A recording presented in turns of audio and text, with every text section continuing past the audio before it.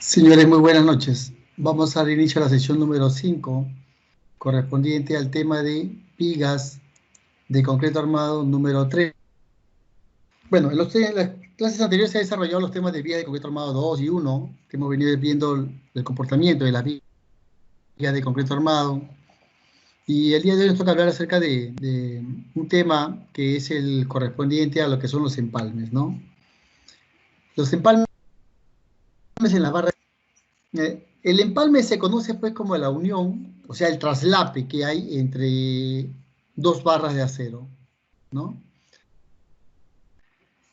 Normalmente este tipo de empalme o traslape que se presenta en las barras de acero, se hace uno primeramente porque muy probablemente la necesidad de colocar alguna varilla de acero en un determinado elemento estructural, llámese viga, o de repente columna, bueno, de repente excede el límite, el tamaño original de la varilla, o sea, su tamaño comercial, que es de 9 metros, pues de repente excede, como le digo, el tamaño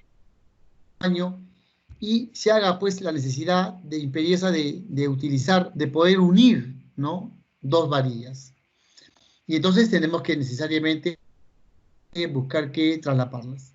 Ese es un criterio, ¿no? De por qué la necesidad de empalmar las varillas. El otro criterio podría ser, se podría presentar, por ejemplo, en el caso de un nudo. De repente yo quiero llegar al nudo, o sea, corto la varilla, quiero apoyarme en el nudo completamente, porque deseo cambiar el diámetro de la varilla, porque en el proyecto de estructura, de repente, el siguiente tramo de la viga está considerado el uso de un acero de mayor diámetro. Y también por esa razón me puede haber obligado a hacer, en este caso, el traslape correspondiente a la varilla de acero. De igual forma, también podría hacerse en lo que son columnas, pero bueno, como no es el tema de columnas, como estamos hablando de vigas, eso es lo que pasa en una viga específicamente. Pero también se puede dar en columnas por un caso muy parecido. Hay reducción de repente de columnas, ya la carga no es la misma, se puede ir disminuyendo la varilla de acero conforme uno va subiendo en niveles. Bueno, entonces,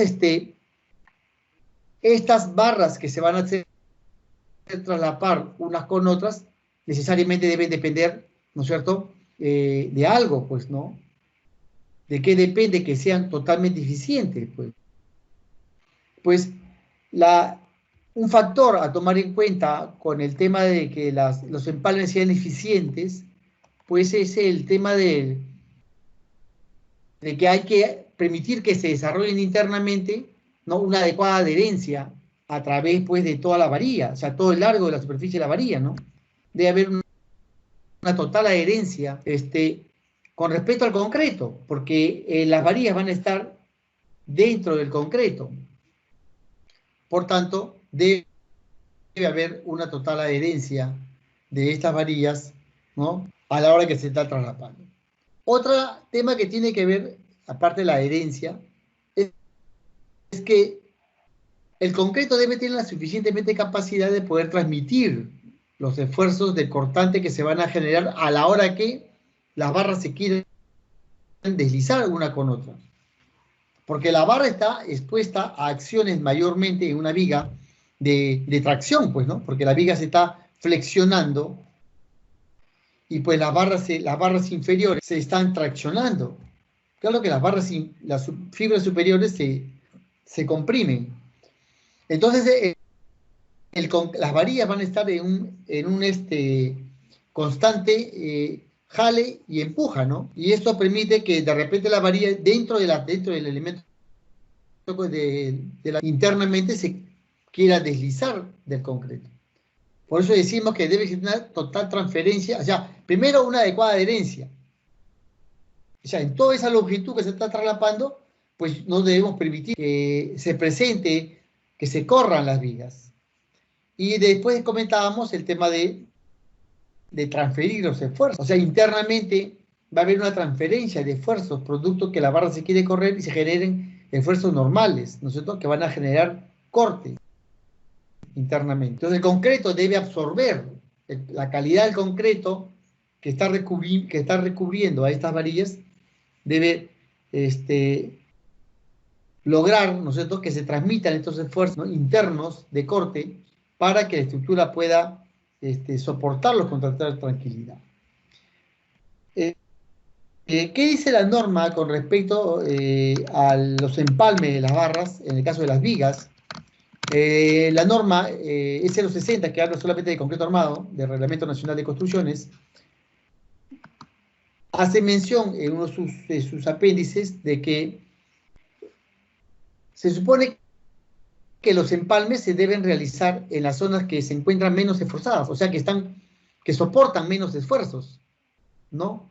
Para que la disminución de los esfuerzos no se vean superados. Y también especifica claramente que esta distribución de la forma correcta, cómo se va a trasladar, pues ya debe quedar señalizados, indicados en los planos estructurales, ¿no? De losas, de cimentación, porque también la cimentación también tenemos vigas de cimentación, pues debe estar claramente especificado la forma cómo se va a traslapar. Y para eso el reglamento da algunos criterios de traslape en la zona de tracción, en la zona de compresión. Entonces decimos que la longitud de traslape en la zona de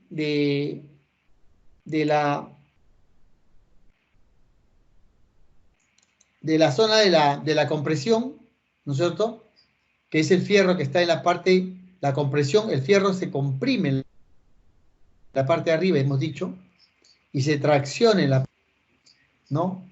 Entonces hemos hablado que los momentos que son negativos, que son en la parte superior, y los momentos positivos que se van a generar por efecto del corte, pues en la parte superior el traslape no se realiza en cualquier lugar en una viga. O sea, hay zonas específicas donde, sobre todo porque los momentos que se van a generar dentro de la curva van a ser momentos menores. O sea, si yo dibujara el diagrama de momentos de esta viga que está apoyada en dos columnas, pues sería algo así. Yo tendría que dibujar un momento de cargas, de repente así. Y el momento que se genera de la flexión que se va a generar así. Entonces, ¿qué dice el reglamento? Que de acuerdo a esta envolvente de momentos donde se presentan los máximos esfuerzos pues yo veo que en los fierros que están en la parte superior, ¿no es cierto?, veo que los momentos máximos no se presentan al centro del claro, se presentan en los extremos. Mis momentos están máximos acá, en los extremos. Acá están mis momentos máximos. Por tanto, en estas zonas donde la longitud de la varilla, esa longitud de la varilla,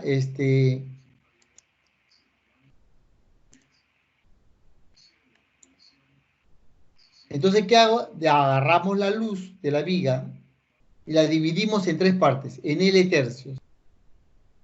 Y en el tercio central de la luz, es donde se puede hacer el traslado.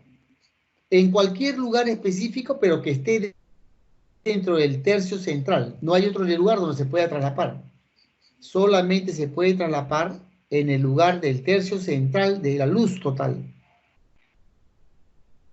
Si mi luz tiene 9 metros, yo divido entre 3. ¿Me saldrá cuánto? 3 metros. Quiere decir que yo puedo hacer el traslape en la zona central de la viga en esos 3 metros. Lo podría hacer a 1 metro, a 1 metro y medio, a 2 metros, a 3 metros.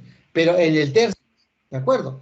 Si mi luz era de 9 metros, ¿cuánto valía esto? Pues valía 3 metros.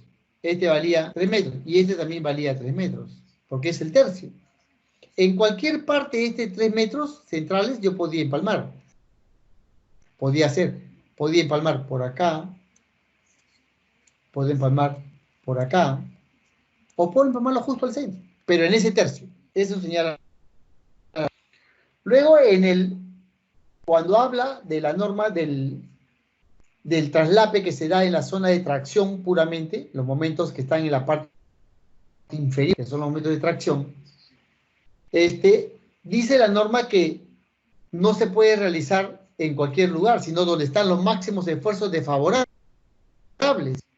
Y el máximo esfuerzo desfavorable que se presenta, pues se presenta justamente en la zona, ¿no es cierto?, central. El momento máximo está al centro. Mira la curva, cómo viene. Voltea por acá la curva y gira acá. Mi momento máximo está al centro del claro. O sea, yo no puedo traslapar una varilla en la parte inferior de la viga en la parte central, porque ahí están mis máximos esfuerzos. O sea, voy a generar máximos tracciones también. La viga, en los aceros se pueden deslizar, porque los esfuerzos son máximos. Entonces, habrá que buscar una parte de la viga, en la parte inferior, donde nosotros podamos hacer un correcto traslape. ¿Dónde se da esto específicamente? En el primer cuarto. Yo agarro toda la luz de la viga y divido entre 4 partes, ¿no es cierto? Y en el primer cuarto debo hacer el traslado. En el primer cuarto divido la luz entre 4 partes. 1, 2, 3 y 4. En el primer cuarto, o sea, acá, ahí debo hacer mi traslado. ¿Estamos?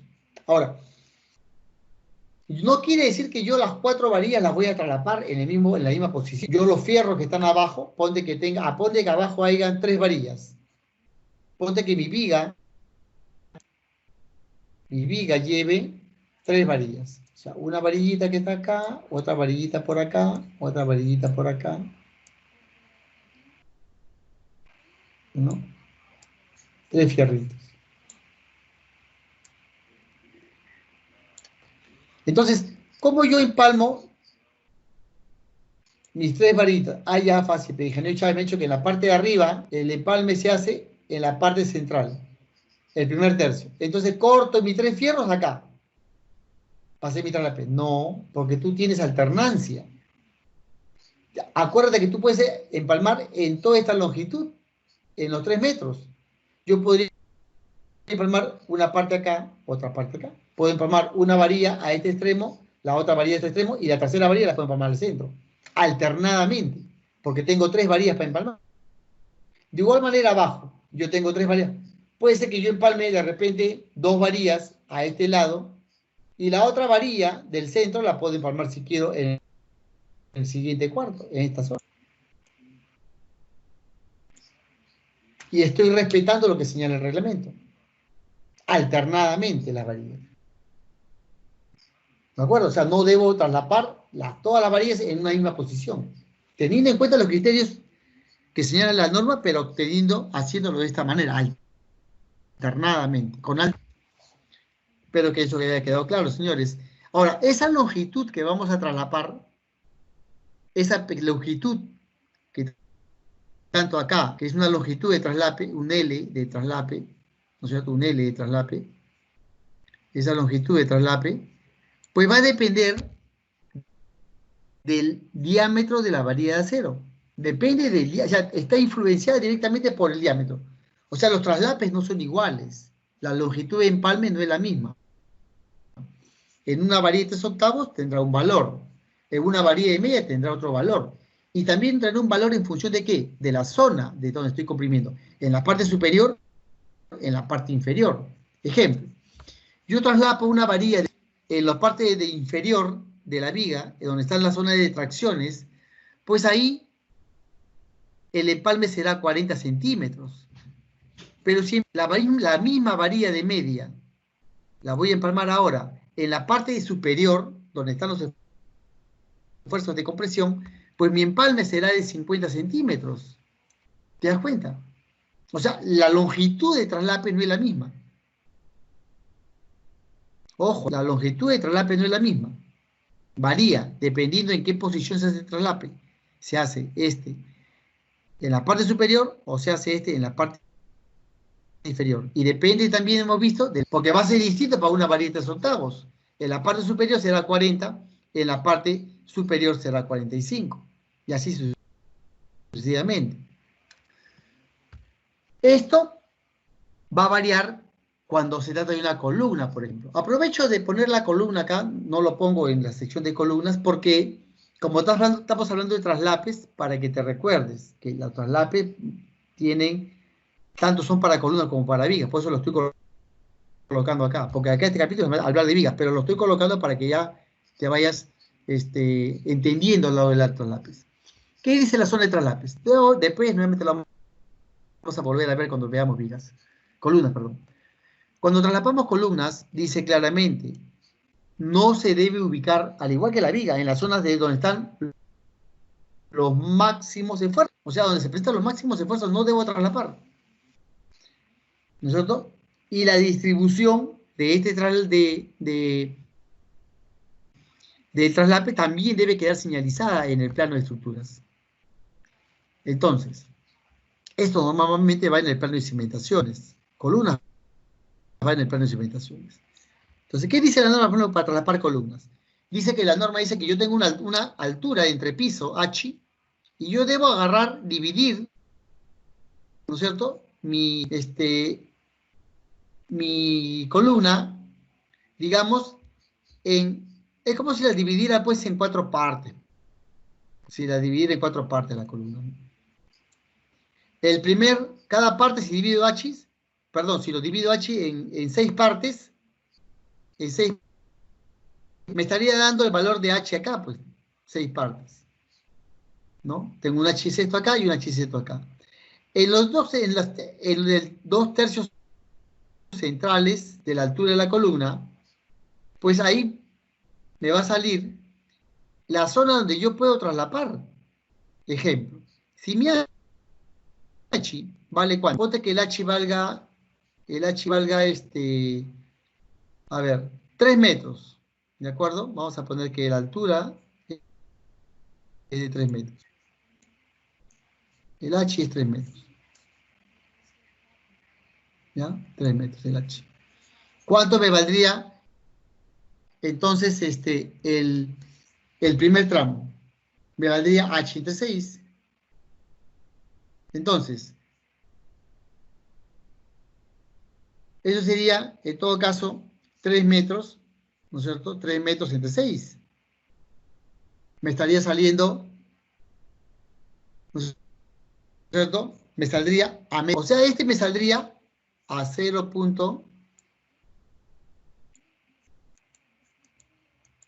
¿No? 0.5. Y acá también me saldría 0.5.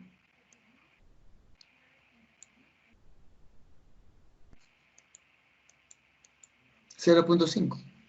Quiere decir que entonces, ¿cuánto me está quedando al centro? Me está quedando, pues, será las 2/3 partes de la altura. O sea, H tiene 3 metros, me quedará ¿cuánto? 2 metros. O sea, ¿cuánto vale acá el tercio central? Valdrá 2 metros. ¿No es cierto? Entonces, en esa longitud de 2 metros es donde yo puedo traslapar. Ahora, yo no debo traslapar las 4 varillas en la misma posición, al igual que en la viga. También podría trabajar alternadamente. Dentro de esos 2 metros, uno lo podría trabajar a la parte inicial, más pegado a la parte inferior, y el otro lo podría traslapar más pegado a la parte superior. Podría alternar los empalmes. Tengo 4 varillas, ya pongo 2 arriba y 2 más abajo. Y si tengo 6 varillas, pongo 2 más arriba, 2 más abajo y pongo 2 al centro. Puedo alternar dentro de esos 2 metros la zona de traslape. Al igual que en las vigas, la longitud de traslape va a depender de 2 valores. ¿No es cierto? Del diámetro del acero y de la resistencia del concreto.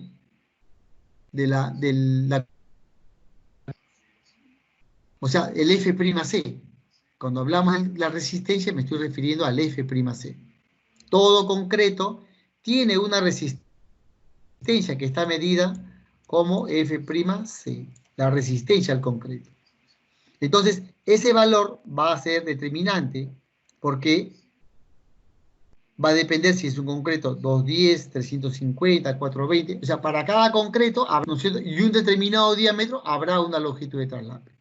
Por ejemplo, para un concreto 210, que es el más usado, más común, para un diámetro, por ejemplo, el traslape debería ser ¿cuánto? 0.38. O sea, 38 centímetros debería ser la longitud de traslape para una varilla de 20. O sea, tú traslapas 40 centímetros, estás cumpliendo la norma,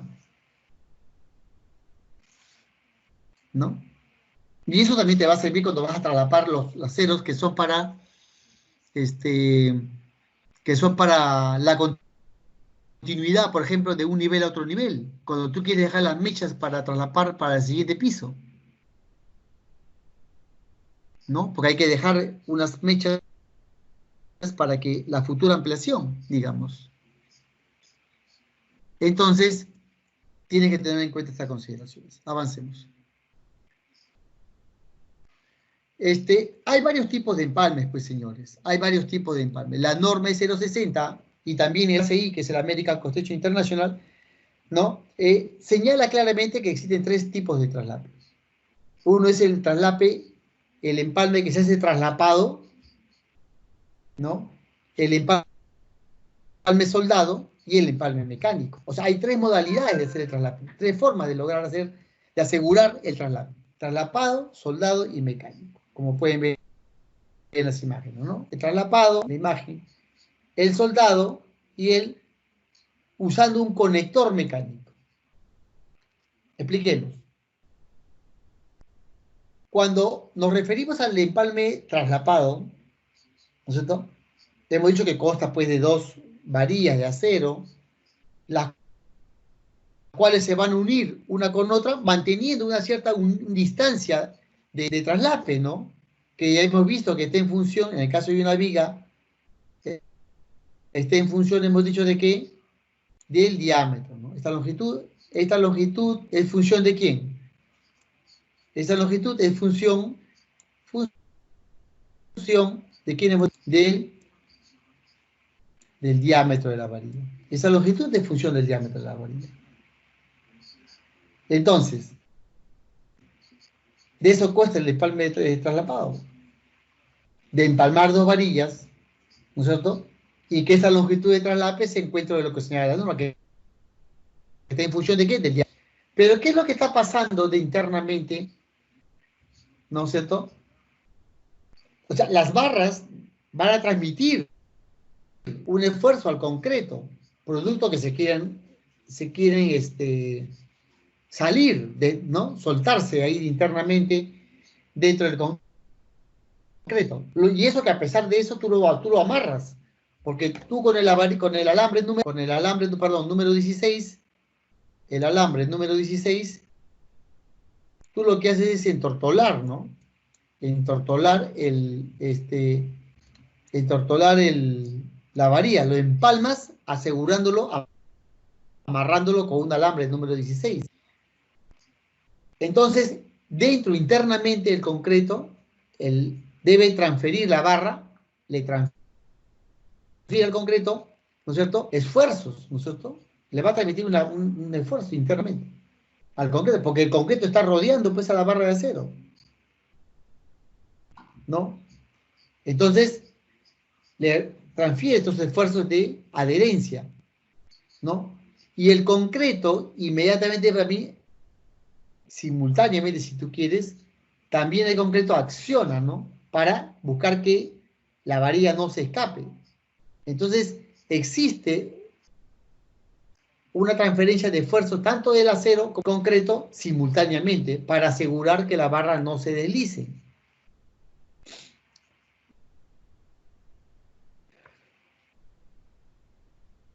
En el empalme traslapado, también, la fuerza, como te decía yo, que transfiere la barra al concreto, básicamente se transfiere por la adherencia. O sea, a través de asegurar una total adherencia que se debe dar entre el concreto y la barra de acero. Entonces, si es que no hay concreto, si yo no vacío concreto y tengo dos varillas entortoladas solamente con sus alambrecitos, unidas con sus alambrecitos, pues no va a haber una adecuada transmisión de esfuerzos. Porque cuando yo oprima la tracción, esas varillas, por más que estén amarraditas con un alambre, se van a correr. O sea, porque le falta el elemento. ¿Cuál es ese elemento? El concreto. El concreto va a asegurar que exista una adecuada transmisión de fuerza para que la conexión se dé, sea óptima. Entonces, el concreto es el que transfiere, pues, por eso la carga, ¿no es cierto? Y el traslape mismo interno entre las dos varillas, pues es el que introduce las tensiones que requiere. Y entonces, el alambre que está ahí, que aparentemente cumple una función de, de sujetar, pues no es, esa sujeción no es específicamente para tomar cargas de tracción, pues, sino tan solamente para que las varillas se fijen, para que la varilla, cuando el concreto ingrese durante el vaciado, no se desplace, no, solamente es la función del alambre. No es que yo le pongo mayor cantidad de alambres para asegurar un buen traslapado, no, porque el traslapado, quien ejerce la fuerza interna para que exista un adecuado traslape, es el alambre solamente es para fijarlo momentáneamente hasta que yo eche concreto. Y a la hora que, porque si yo no le pongo alambre, pongo las dos varillas pegaditas sin alambres, cuando va a ser el concreto va a empujar el alambre y se sueltan las varillas. Y a partir de la longitud de traslape, que sí es esa longitud de traslape que depende, hemos dicho, del diámetro del acero, sí es importante mantener esa longitud. ¿Y cómo aseguro que esa longitud se mantenga? Pues inicialmente amarrándolo con el alambre, simplemente para eso. Ahora, la otra modalidad que decíamos de los empalmes que se presenta es el empalme soldado. Y ojo que este empalme soldado que se presenta, pues es un proceso de fabricación, ¿no? Porque estamos fabricando el traslape. ¿A través de qué? De unir dos, ¿no? Mediante una soldadura. Entonces, la soldadura, ¿qué hace? Permite que ambos materiales se fundan. ¿Para qué? Para que logremos un solo material. Porque con el relleno que le estoy poniendo de fundición, que es el acero, que exclusivamente para soldación, hacemos que este material, cuando se diluya con la temperatura y cuando empiece a enfriarse, pues el material se ponga completamente duro, ¿no? Y esté completamente unido. Ese es el tema con la soldadura. Ahora, lógicamente que el empalme se encuentre completamente unido a través de la soldadura, pues va a depender simplemente de las especificaciones que correspondan pues a los materiales que conforman el elemento, ¿no? En este caso, ¿de qué me refiero? Me refiero a la parte química del acero. ¿Qué materiales son los que componen el acero? Pues el fierro, ¿no? El hierro, ¿no? ¿Qué más cambia? El carbono, ¿no? Entonces, el silicio, o sea, hay materiales que conforman la composición química de la. En este caso, el que más aporta para permitir la soldabilidad, pues es el carbono. O sea, no cualquier acero se puede soldar. Depende de la cantidad de carbono que tenga en su composición química. Entonces, escuchando lo que te acabo de hablar, pues la única barra que permite que yo pueda hacer soldaduras es la barra que se realiza bajo la norma ASTM A706. Este acero, como tiene, ¿no es cierto?, aleación, sobre todo con el carbono, permite que podamos hacer, ¿no es cierto?, una soldabilidad, ¿ya? Entonces, no puede usar barras que no se encuentren bajo esta norma. Y la soldadura debe cumplir cierta normatividad. No es cualquier tipo de soldadura tampoco. No es la soldadura que usamos para soldar las varillas de acero de carpintería para hacer ventanas, para hacer puertas, para hacer tijerales, porque ese es otro tipo de acero que está fabricado bajo otra fluencia, distinta a la fluencia que se prepara para el acero corrugado, para construcción. Entonces, no es la misma soldadura. Entonces, la soldadura tiene que estar también bajo una cierta normatividad, ¿no es cierto? Y esta está, pues, amparada en la norma ANSI, ¿no? AWS, en su disposición, la 1.4, donde señala el tipo de soldadura que debe usarse para este tipo de hecho, ¿no? Cuando vas a soldar dos barras de acero. Entonces, el empalme soldado normalmente se usa pues para empalmar varillas cuando los diámetros, digamos, a partir, digamos, de 3/4 para arriba. Pues. En diámetros menores de fierro de media pulgada, de fierro de 5/8, con el traslape es suficiente. Pero en barras mayores a 3/4 sí es obligatorio, ¿no es cierto? Que tú sueles, sobre todo cuando las barras pues van hasta, digamos, del 5/8 hasta 1/3/4, ¿no? Es obligatorio el uso de la soldadura si es que vas a traslapar varillas, porque ya el diámetro es bastante considerable, pues, y de repente no aseguras una adecuada transferencia de esfuerzos, entonces ya te obliga que el acero ya tenga que ser necesariamente soldado. Ahora, cuando hay un empalme soldado, pues se debe asegurar que por lo menos el 100%, ¿no?, del límite de influencia, ¿no?, que es el F'Y, del acero se desarrolle. Pues. No podemos desarrollar un esfuerzo de influencia menor, porque si no, ese empalme que estamos haciendo no va a ser correcto. Entonces, el empalme, pues eso no debe producir excentricidades, pues. Los empalmes deben ser soldados en el mismo eje. Ahora, existen varios tipos de soldadura, pues. O sea, formas de hacer la soldadura, ¿no? Una que puede ser a través con el uso de una planchita en la cual pongo las varillas cabeza con cabeza y todo este espacio que está acá lo relleno con soldadura.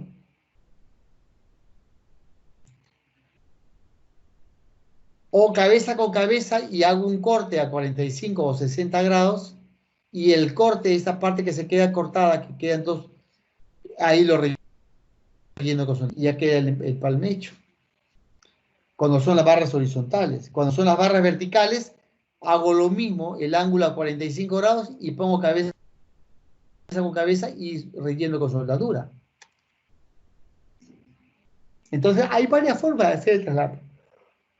Puede ser, como te digo, usando también de repente una barra, perdón, un perfil en L, en escuadra. Puede ser usando un perfil tipo plancha, una plancha, sí, específicamente, como te decía, en los cuales tú puedes cortar, pues, ¿no? Puedes producir la soldadura a través de estos elementos. Entonces, esas son las formas como tú puedes lograr eso. Lógicamente que sí hay que hacer, cuando estamos en la parte de supervisión de obra, pues hay que pedir pues, las pruebas de soldadura, pues. Porque, ¿cómo sabemos que la soldadura ha sido la apropiada? ¿Qué tal la soldadura no se hizo correctamente y ante la solicitud de carga la soldadura falla? Pues habrá que pedir los rayos, pues, ¿no? Hay que pedir exámenes, ¿no? Los rayos para ver, los rayos X para ver cómo está la soldadura. Si ha sido correcta. ¿Ya? Entonces, en el empalme soldado simplemente es rellenar. Ahora, no es que se va a rellenar en las cavidades se van rellenando por partes. O sea, va la soldadura, haces un punto, vas construyendo otro punto, vas construyendo otro punto, hasta que llegues a rellenar la totalidad de la superficie, paso a paso. La soldadura no se puede amontonar toda la soldadura. Igual cuando sueldas con una plancha, el electrodo también debe ir desplazándose, siguiendo un zigzag para que la soldadura pueda correr. No es que amontones la soldadura por medio del electrodo, no por eso consigues una buena soldadura. Acá puedes ver algunas imágenes, ¿no?, del corte, cómo se da 45 grados y cómo es que se mete el electrodo para el relleno. Y el electrodo sigue esta posición, pues deposito, saca para afuera, vuelvo a introducir, vuelvo a sacar para afuera el electrodo, conforme de ir rellenando los espacios. Y voy trabajando de esa manera la soldadura. Entonces, con eso, soldadura, empalme con soldadura ya estaría claro.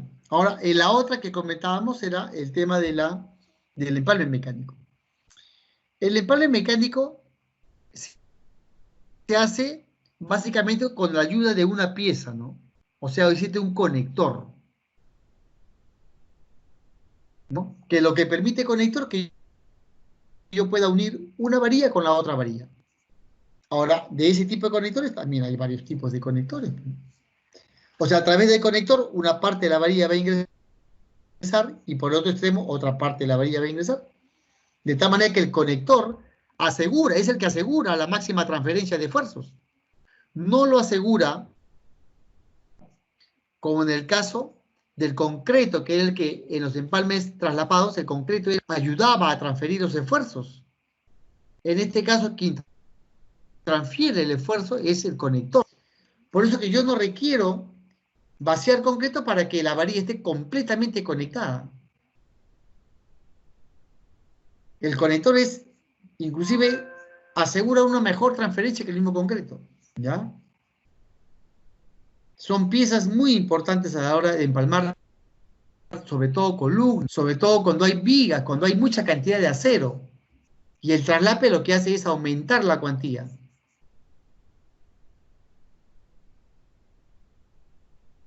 Entonces,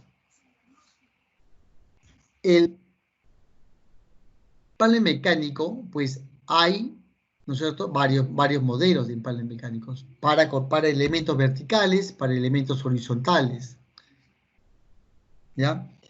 Como estamos hablando de asuntos de encima como conexión, sea para columnas, sea para lo que hace el empalme mecánico, pues, ¿no? Lo que brinda es continuidad en los elementos. Permite que el elemento, la varilla se encuentre alineada, porque los empalmes traslapados no están alineados, están paralelos. En cambio, en el conector mecánico sí permite un alineamiento correcto de la varilla de acero. Y que se mantengan en su posición correcta, como puedes ver acá, ¿no? Mira todos los empalmes como están. O sea, cabeza con cabeza, bien unidos, y no saturamos la columna con más cuantía, porque si yo pongo esta varilla, no hubiese estado el conector, yo tenía que traslapar la varilla acá al costado. ¿Y qué hacía? Disminuía esta distancia.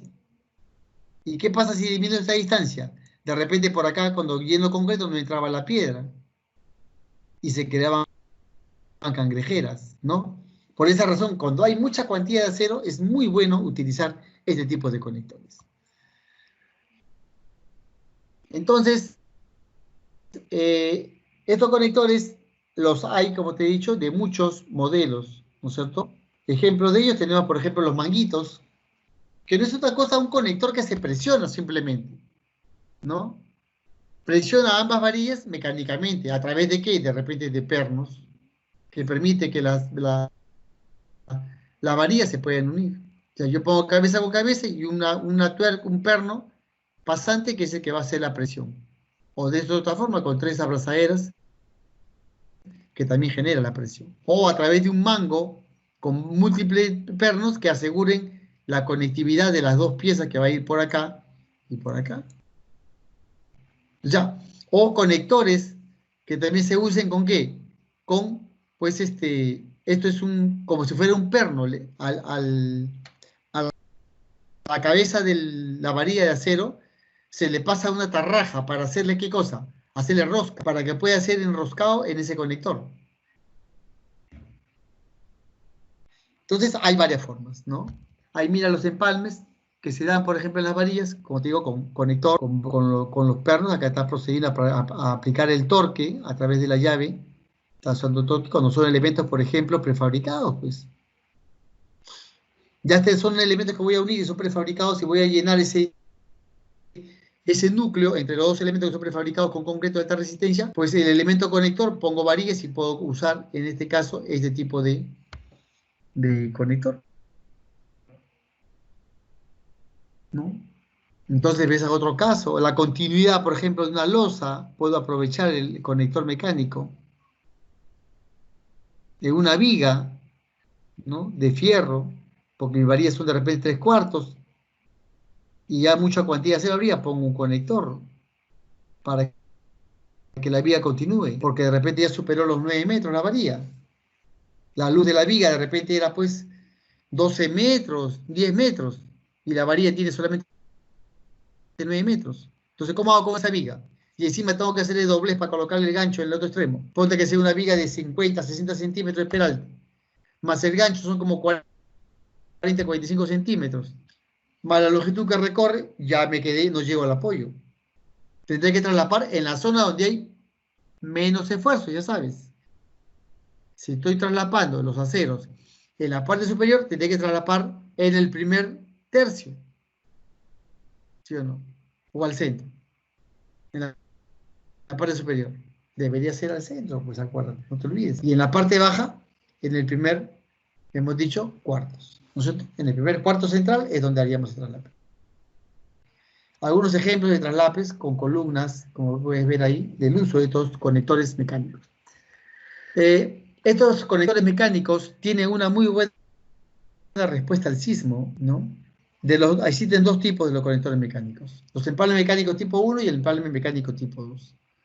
El empalme mecánico tipo 1 logra desarrollar por lo menos el 125% de la fluencia del acero, ¿no? Entonces, estos empalmes que desarrollan, pues, por lo general no se deben de usar, ¿no sé?, dentro de una distancia que sea igual al doble del peralte. O tampoco donde sea probable que se produzca la fluencia del refuerzo.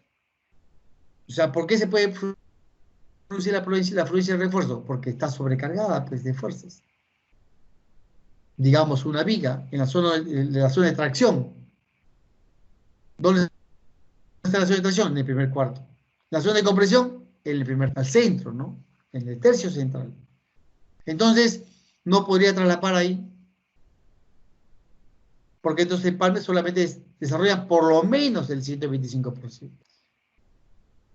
Pero los empalmes tipo 2, estos empalmes sí se pueden utilizar en cualquier zona, porque asegura que la transferencia del esfuerzo está, o sea, total.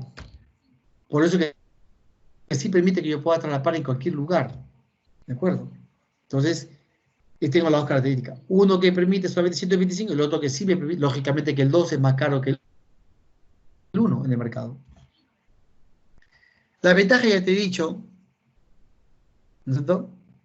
Si lo decimos desde el punto de vista de los estribos, pues un empalme traslapado prefiere, o sea, te ahorra porque ya no voy a requerir colocar estribos adicionales. Porque cuando yo traslapo un elemento, digamos una columna, o una viga, digamos, pues estamos en vigas, traslapo una viga y viene mi varilla de acero por acá, y yo traslapo acá, ¿no? Entonces, en la zona de traslape, aparte que los estribos vienen acá, ¿no es cierto? ¿No? Digamos que manda sin los estribos. Pero ¿qué dice el reglamento? Cuando la zona de traslape se debe traslapar a cada 10 centímetros.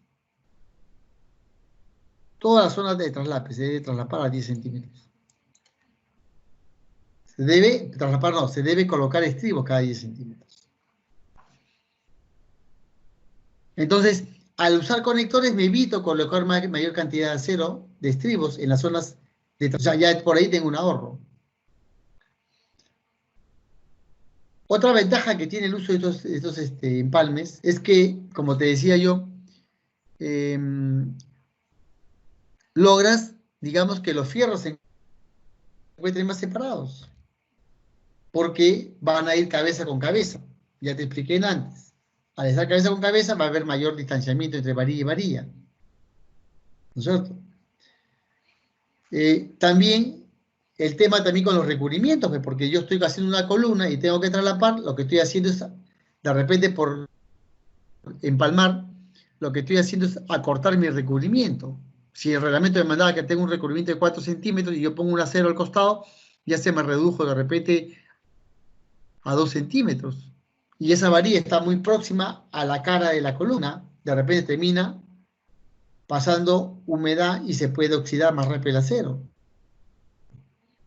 Entonces, el empalme mecánico, de hecho, que nos va a facilitar el trabajo, pues, ¿no? facilita el rápido llenado, que no hayan cangrejeras, ¿no? Y sobre todo que existe una adecuada transferencia de esfuerzos. Eso es lo principal que se logra con este tipo de traslapes. Ahora, hablando un poquito de las ventajas y desventajas que tienen los empalmes mecánicos con los traslapados, los empalmes que son mecánicos, ¿no es cierto? Ya sean estos soldados, pues se deben de hacer escalonados, ¿no? Sí, ¿o no? Casualmente, a una distancia mayor o igual a 60 centímetros. O sea, no puedes empalmar a la misma altura todos los aceros. Tiene que ser en alternancia, escalonados a 60 centímetros. Si yo tengo una zona traslapar de la viga, digamos, de 2 metros, en esos 2 metros yo puedo traslapar a cada 60 centímetros, alternadamente las varillas. Cuando los diámetros son mayores a la varilla número 5, que es la 5 octavos, pues el área de acero es mayor que el doble de la requerida. Entonces podría usar yo conectores mecánicos que no tengan la necesidad de cumplir que el acero pues sobrepase a la fluencia en un 125%.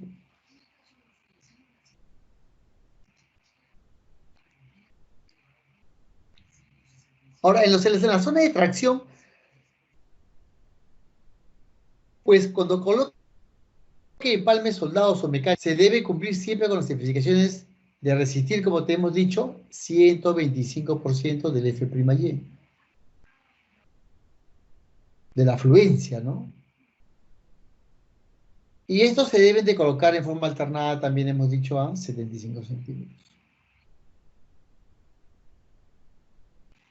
Entonces, esas son consideraciones a tomar en cuenta con respecto a los empalmes mecánicos. Bueno, entonces, la norma también señala, pues en su capítulo, las normas señala que existen clases de traslapes, la clase A, la clase B, hablan, ¿no? Y da ciertas características a la longitud de traslape. Dice que no debe ser menor a 300 milímetros, o sea, 30 centímetros, o sea, esa longitud de traslape. O a 1.0 de longitud de desarrollo, dicen. Para la clase A y para la clase B, 1.3 de longitud de desarrollo. Ahora, para desarrollar eso, lógicamente que es una locura, pues hay una fórmula tremendas de desarrollo que la verdad no te las recomiendo, ¿no? No sabes nada de estructuras y aplicar eso sí te vas a romper la cabeza, ¿no? Señala la norma, ¿no? Acerca de los traslapes de la clase A a la clase B, cuánto debe ser esta cantidad del porcentaje máximo del acero que se puede empalmar, tanto para la clase A como para la clase B, ¿no? Cuando el acero proporcionado sea, pues, entre el acero requerido exista una relación mayor a 2, igual o mayor que 2, pues el traslape debería ser 50 centímetros cuando es de la clase A, pero cuando es de la clase B, pues debe ser 1 metro, ¿no? Igual en los otros traslapes, ¿no? Esto es lo que se da la norma con respecto a los traslapes. La verdad que esto es norma, lo he colocado ahí para que sepan, pero en realidad para ustedes que son arquitectos no es tan importante que conozcan a detalle estos conceptos. Vamos a pasar a otro tema, que es el tema que se tiene que ver con los agrietamientos en las vigas. O sea, las vigas, que son elementos a flexión, van a estar expuestos casualmente por la flexión que se produce, porque hay una zona que hay una zona hemos dicho que la viga, la viga se va a flexionar, se va a flexionar. ¿Y acá qué se produce?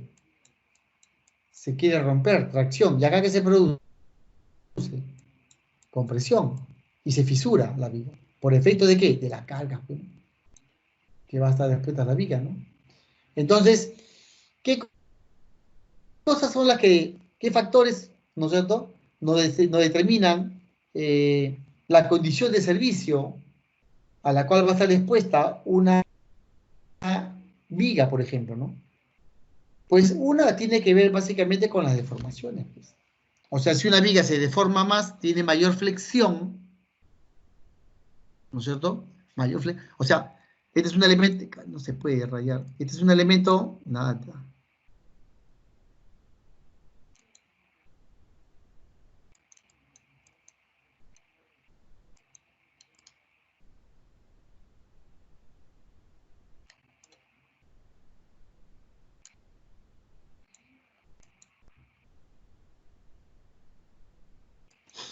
O sea, si yo tengo una viga, digamos así,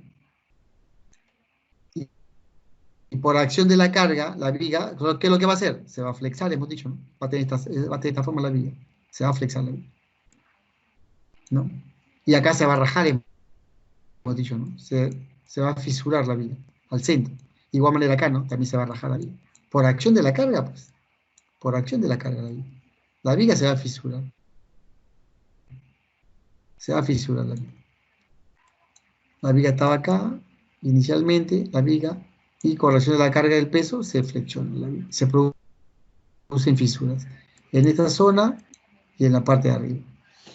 Pues, la deflexión, ¿qué cosa viene siendo? La flexión, pues. O sea, ¿cuánto se va a deformar de acá a acá? ¿Eso qué se llama? Deflexión. ¿Producto de qué? De la deformación. ¿Originada por quién? Por la flexión. El otro que tiene que ver las grietas, te decía, ¿no? La condición de servicio tiene que ver con la grieta, pues. O sea, si la estructura, la viga, está expuesta a deformaciones excesivas, pues ¿qué va a producir grietas? ¿Y qué cosa lo que ocasiona las grietas? De repente que por ahí ingrese el aire, ingrese la humedad, el agua, dañe la estructura, por tanto se corroba la estructura, ¿no? La estructura cuando se corroe aumenta de diámetro, rompe el recubrimiento, ¿no es cierto? Y por tanto se termina dañando toda la estructura. Y también rotura de la superficie, pues porque la superficie al corroerse el acero, lo que va a hacer es aumentar de volumen y revienta la superficie, o sea, todo el recubrimiento propio de la viga. Eso es lo que se va a pasar. Ahora,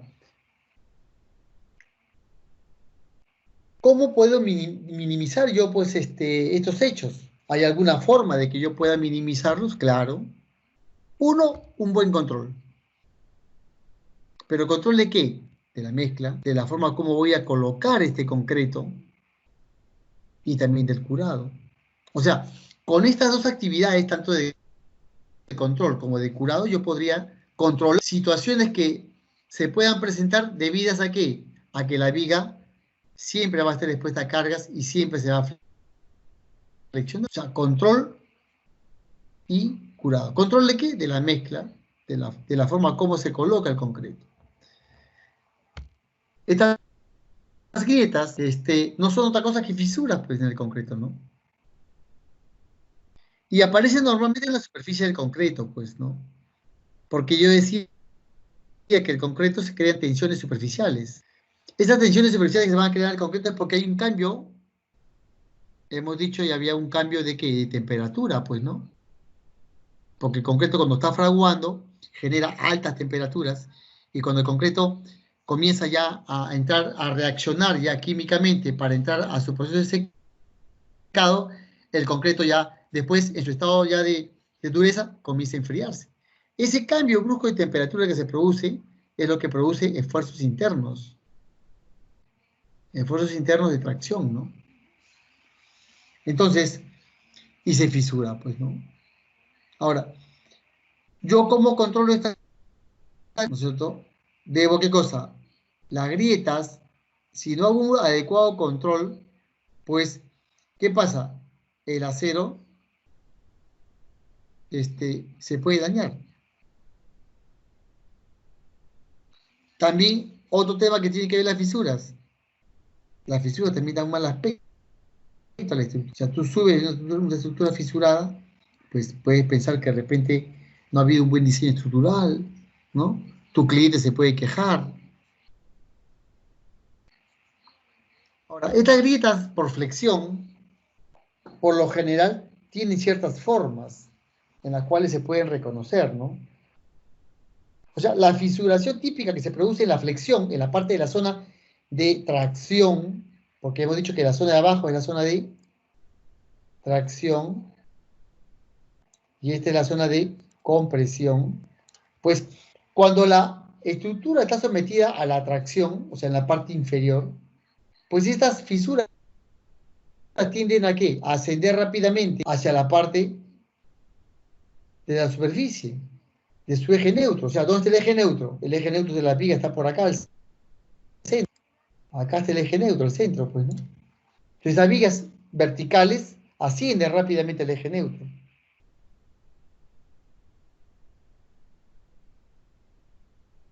Entonces, conforme se va a ir yendo las fisuras hacia la zona de la compresión, que está en la parte superior, las fisuras van a irse disminuyendo. ¿Por qué disminuyen? No aparecen, no llegan hasta arriba. Porque el concreto soporta compresión. Entonces, las fisuras no la van a poder hacer. Entonces, quedan ahí, a la altura del eje neutro, hasta ahí llegan. Subirán un poquito más y ahí quedan. Entonces, la fisuración del elemento es, tú miras de acá, de la parte del piso, miras, alzas la cabeza, ves la viga y la ves fisurada en el centro del claro. En cambio, cuando las fisuras se presentan por compresión, pues ahí las fisuras, la anchura de estas fisuras van a ser mayor que las de la zona de tracción, y ahora, conforme estas fisuras vayan acercándose a a la zona de compresión, pues esta fisura también va a ir disminuyendo. Porque el concreto resulta más compresión, o sea, conforme se va acercando, se va haciendo más pequeño. Pero internamente va habiendo más fisura.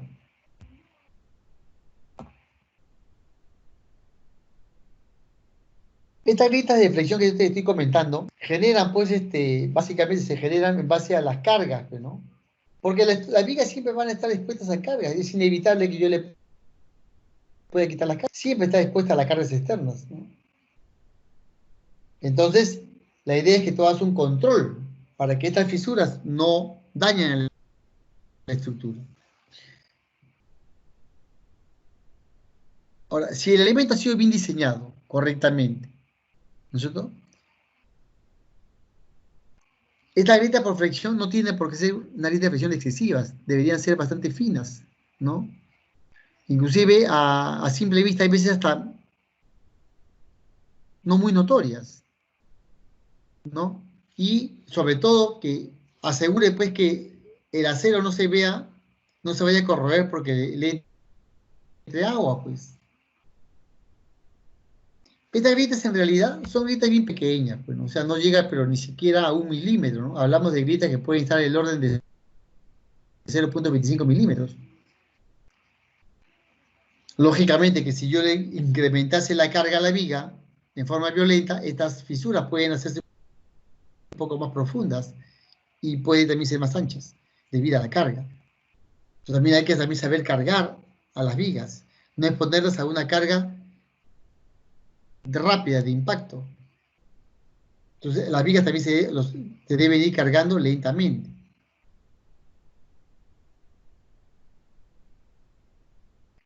Entonces,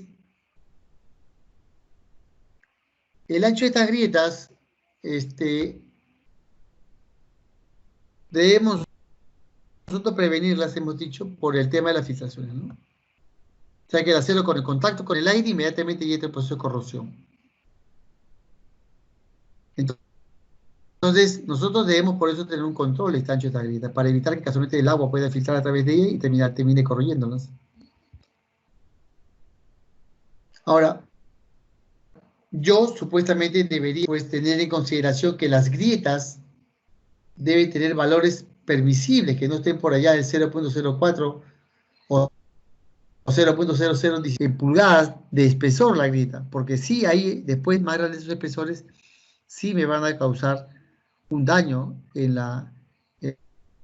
el acero. ¿Qué cosa es lo que yo debo para yo proteger, ¿no? Frente a esta ocurrencia?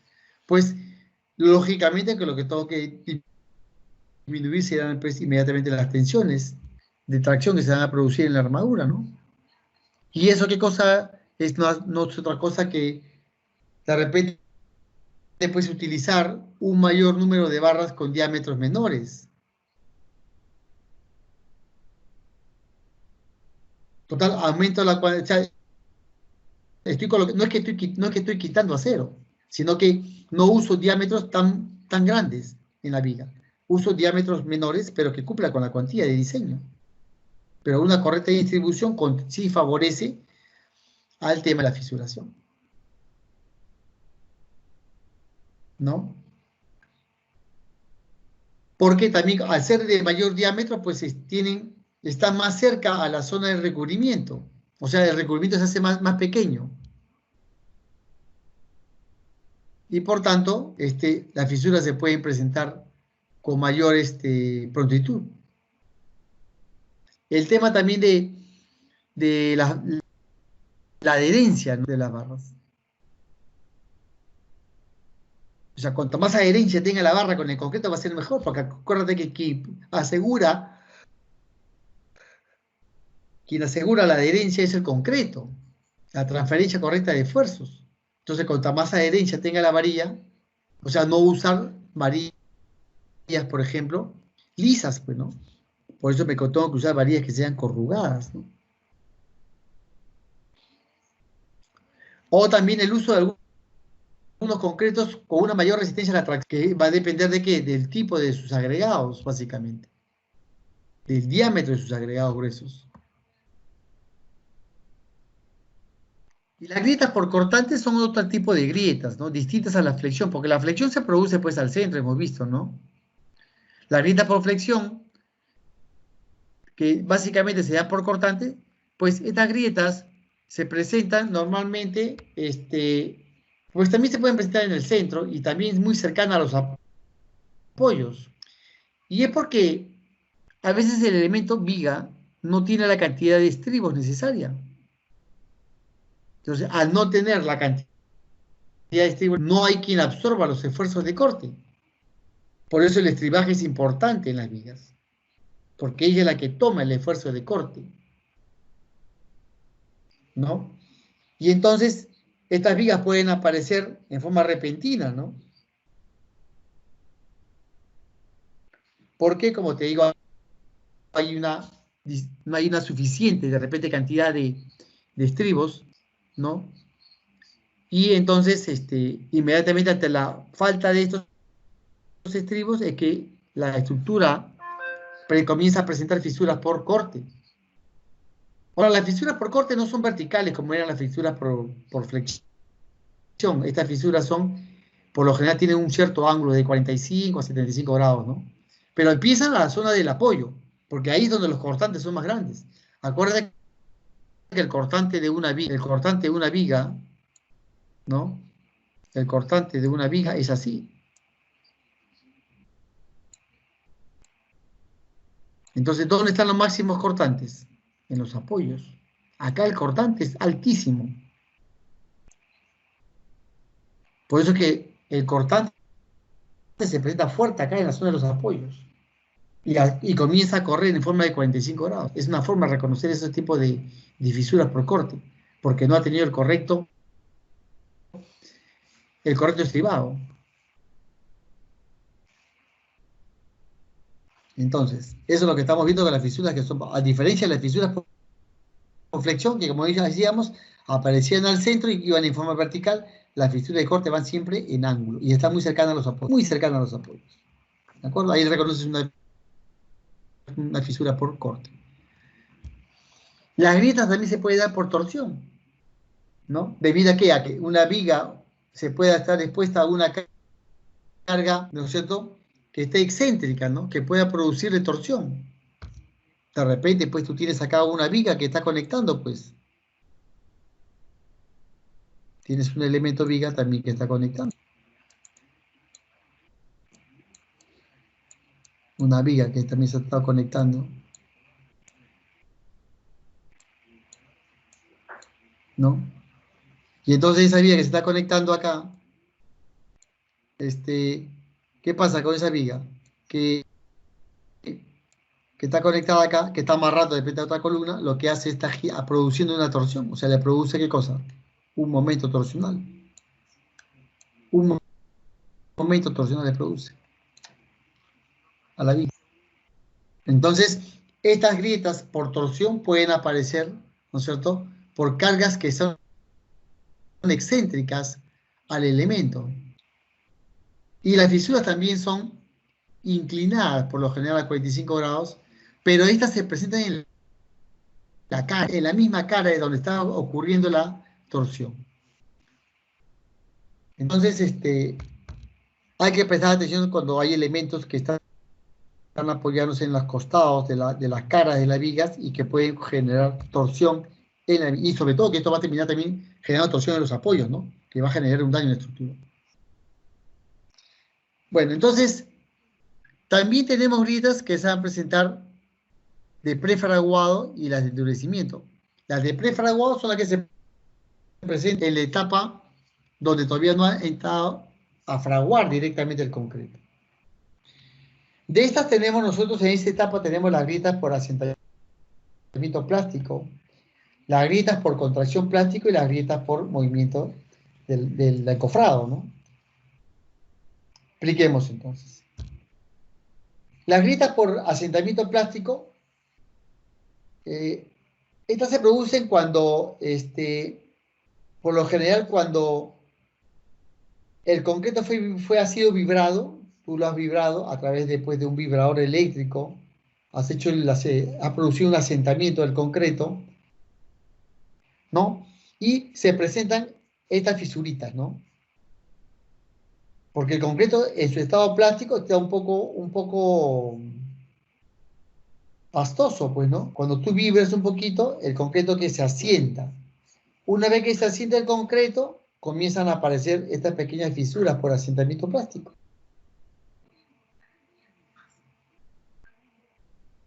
Ahora, esto se va a presentar de forma natural, pero por el tema. El concreto se está acomodando y inmediatamente comienza también su etapa de química, ¿no? Donde comienza a reaccionar el concreto y comienzan a aparecer estas pequeñas fisuras. Entonces, hay que controlarlas, ¿no? Este tipo de grietas por asentamiento plástico, ¿no?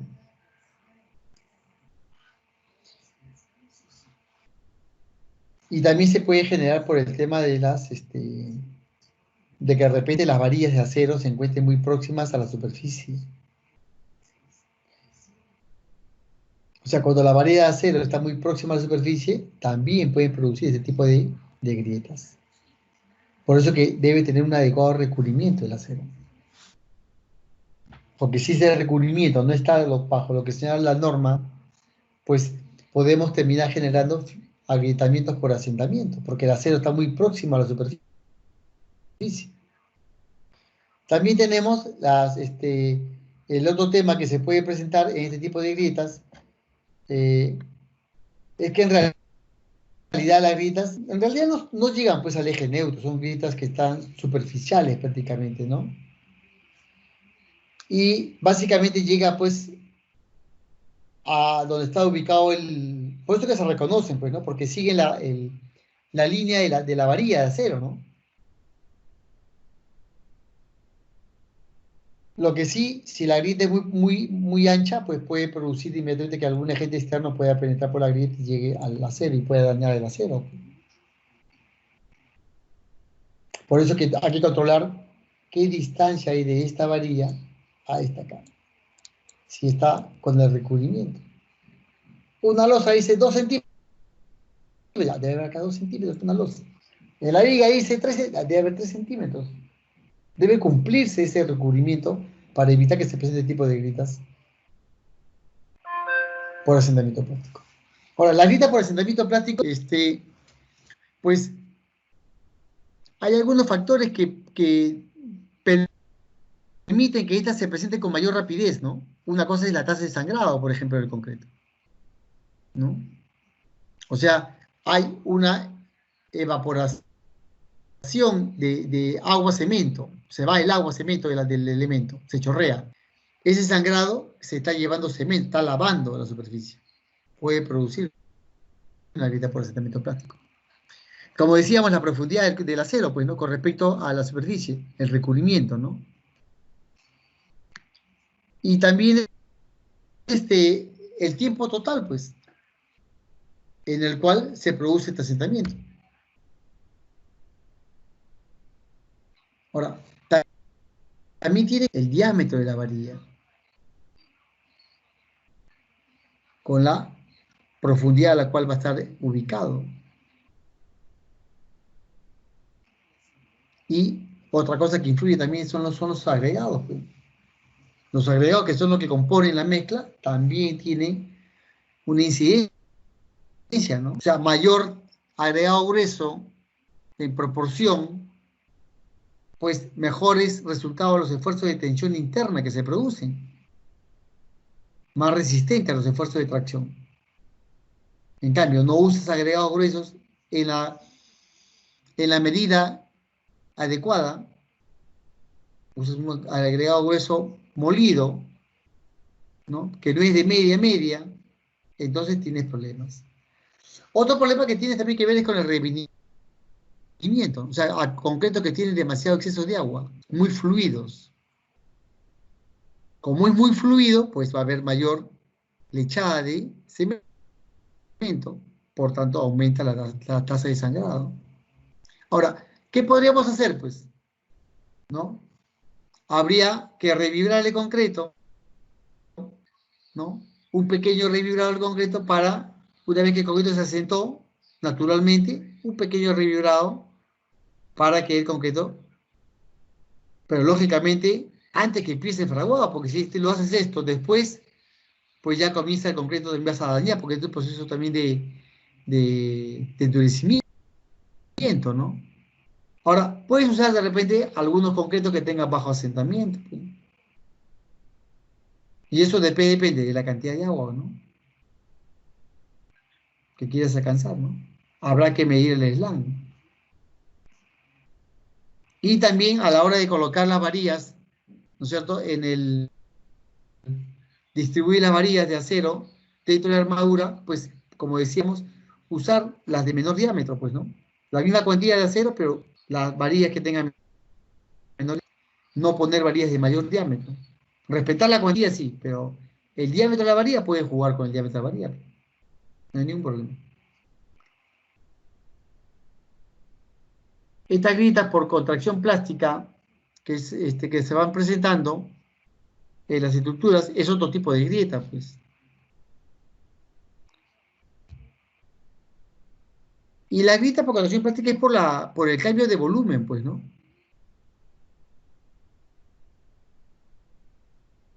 O sea, ya cuando comienza a fraguar el concreto, el agua comienza pues a evaporarse pues, por acción propia del calor, la temperatura que se genera, y inmediatamente aparecerán unas grietas, pues, ¿no? Eso lo ves en las losas, pues, por lo general, ¿no? En las vigas también se da, pero más se aprecia en las losas, ¿no? Eso es lo que se conoce por contracción plástica, pues, ¿no? Inmediatamente pierde humedad, pierde el líquido, el concreto, se comienza a fisurar. Ahora, esas fisuras sí son visuales, pues, ¿no? Pero en realidad no son tan profundas, pues. Ahora, a veces se pueden presentar que las fisuras se pueden presentar un poco paralelas entre sí, pero no siempre, ¿eh? No siempre se procede así. Y no son no muy extensas, son fisuras cortas, ¿no? Son fisuras cortas realmente. Ahora, pueden estar separadas, pues, de repente por milímetros, depende hasta por metros, ¿no? Dependiendo qué tipo de elemento, si es una losa, ¿no? Si es una viga, lógicamente la separación será mucho menor, ¿no? Entonces, lo que sí hay que es evitarlas, pues, ¿no? Para eso habrá que hacer un adecuado curado, pues, ¿no? Ya veremos allá pero el curado es una muy buena respuesta frente a este tipo de fisuras. Ahora, ¿qué factores son los que contribuyen a que estas grietas se presenten con mayor incidencia? Pues la composición de la mezcla, o sea, la calidad de sus agregados, pues. Y también la temperatura, ¿no? Del medio ambiente.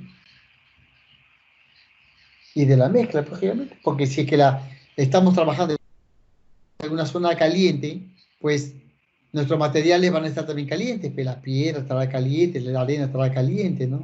Por lo tanto, precisaremos concretos de altas temperaturas, que en su proceso de cambio de volumen, pues se acrecente esta diferencia de temperatura y se produzca mayor fisuras, ¿no? También tendrá que ver pues, con la humedad relativa del medio ambiente, ¿no? Si es muy seco el clima y la velocidad del viento también, porque el viento también, ahora también tiene su papel acá importante a la hora de producir tipo de fisuras, ¿no? Mayor viento, mayor tiempo de secado, o sea, seca mucho más rápido, ¿no? Y también tiene mucho que ver eh, el volumen, ¿no? Pero en relación a qué, al área, en relación al área. Porque al haber mayor área, y si hay un buen volumen de concreto, pues va a generar mayor calor, por tanto, este mayor calor terminará causando fisuras por contracción. Ahora, puedes evitar de dos maneras, como he dicho, ¿no es cierto? Uno será, pues, la más conocida de todas, que es la del curado, te decía, ¿no? Podrá ser químico, ¿no? O podrá ser normal, a través de solamente vaciar agua, hacer unas arroceras suficientes como para mantenerlo en las vigas curadas. O también directamente sobre la mezcla de concreto, pues, ¿no? Aplicando algún tipo de aditivo, por ejemplo, ¿no?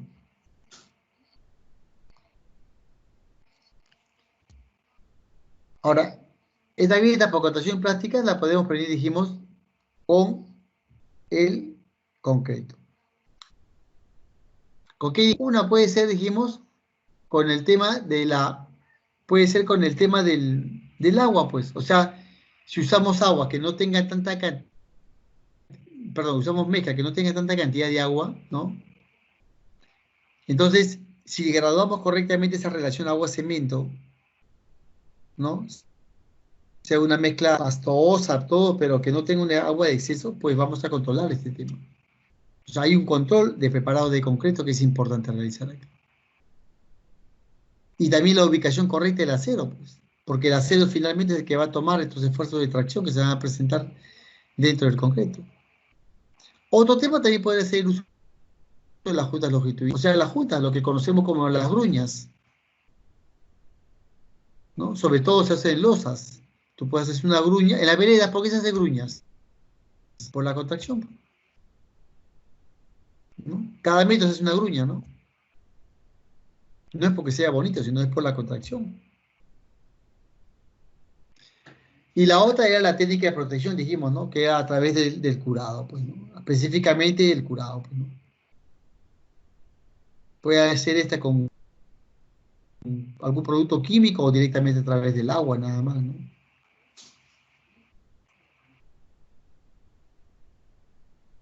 Otra de las fisiones que se produce es por el movimiento del encofrado, ¿no? O sea, el concreto ya está fraguando y se mueve de repente el concreto. De repente un temblor, pepiña. O de repente intencionalmente alguien golpeó pues el encofrado. Y ya está en proceso ya de fraguado. Todavía el concreto no ha alcanzado su resistencia máxima, pero ya se movió, pues. Entonces el concreto se va a dañar, se van a producir grietas. ¿Por qué? Porque habría que ver la intensidad del movimiento, cuál ha sido, pues. Porque hasta se puede haber fisurado completamente. Se partió el concreto. Todavía no tiene resistencia el concreto y se movió intempestivamente. Se produjo una fisura interna, que por más que el concreto seque, va a quedar la fisura abierta, ¿no? Para eso que tenemos que tener cuidado en los encofrados. Pues. Los encofrados deben ser monolíticos, completamente asegurados, a fin de evitar que esto se pueda mover. Y sobre todo también para que el encofrado pues se resista el peso, pues, ¿no? Porque el concreto, acuérdate que pesa 2.400 kilogramos por metro cúbico, ¿no? Entonces es un peso elevadísimo. Entonces debemos tener cuidado con esto. Como el concreto es muy pesado, pues por eso hay que verificar las deflexiones. Ahora, no retiremos pues los encofrados antes que el concreto haya alcanzado su resistencia adecuada, pues. No por querer seguir avanzando rápidamente la obra, desencofra antes de tiempo y el concreto todavía no ha llegado a fraguar, dañas el concreto. Ahora, el otro tipo que se presente ya no en la etapa primera, sino en la segunda etapa, que es la etapa de endurecimiento, esta grieta puede ocurrir básicamente porque la contracción, ¿no?, que se presenta en el momento de justamente de su endurecimiento, pues puede causar fisuras. Pues. Se ha contraído el concreto excesivamente, ¿no? También se puede producir en el momento de secado. O porque se movió, hemos dicho, la siembra, ¿no?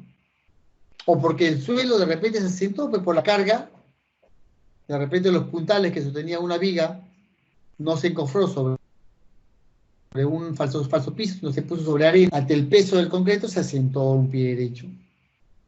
Produce pues un agrietamiento.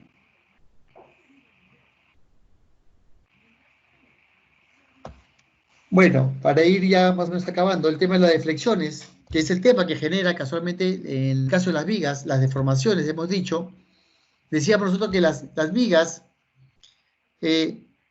es importante hacer un control de la flexión porque la viga de la acción de la carga lo que va a hacer es se va a flexionar. Esta flexión me va a generar deflexión. Entonces, la deflexión es una deformación, ¿no es cierto? Que se presenta sobre todo en los elementos que son de tipo horizontal. Vigas, losas, ¿no? Esa deformación que sufre el elemento se conoce como vigas. Es la deformación supuestamente medida del eje neutro a la cara justamente externa de la viga, ¿no? Eso se conoce como deformación. El reglamento contempla cuáles son los valores permisibles de esa deflexión. Porque ya hemos visto que si esa deflexión es excesiva, puede causar fisuras por deflexión. Porque toda la viga siempre va a estar con cargas. Y las cargas ocasionan fisuras. Eso es por eso hay que controlar. A ver, vamos a controlarlas, pues. ¿No es cierto?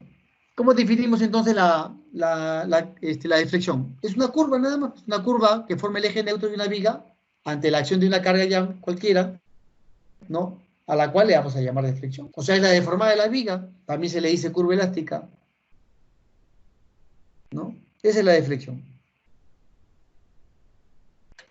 Entonces la deflexión llegará a un punto donde la deflexión es máxima, pues. O sea, se supone que al centro del claro, esta deflexión es máxima. Acá al centro del claro la deflexión será máxima. Acá también hay deflexión, pero va llegando a un punto donde se hace cero la deflexión en el nudo. Pero al centro del claro va a haber una deflexión máxima. O sea, va a haber una deflexión máxima. Una deflexión máxima. Entonces, ¿qué aspectos yo debo considerar casualmente para el tema de las deflexiones? Para controlarlas. Primeramente debería calcular cuáles son esas deflexiones, pues. De acuerdo a las cargas que actúan en la viga, yo debo definir cuáles son esas deflexiones. Y una vez que definí cuáles son esas deflexiones, debería establecer también los criterios de acuerdo a lo que señalan los límites del reglamento de la norma E030. ¿Cuáles son esas deflexiones permitidas?